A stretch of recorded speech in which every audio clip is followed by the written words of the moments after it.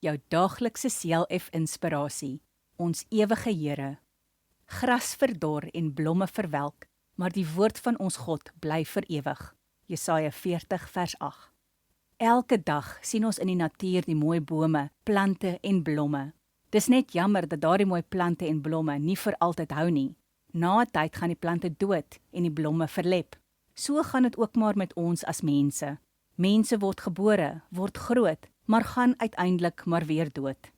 So is dit maar in hierdie lewe op aarde. Niks bly vir ewig nie. Gelukkig is daar 'n God wat vir altyd daar sal wees. Solank die Here daar is, hoef ons oor niks te bekommer nie. As ons harte vir hom oopstel, sy kinders word, sal ons ook vir ewig by hom in die hemel gaan woon. Niemand weet hoe dit in die hemel sal wees nie.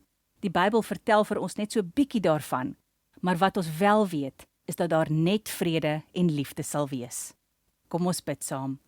Ewige Here, dankie dat U vir altyd vir my daar is. Amen.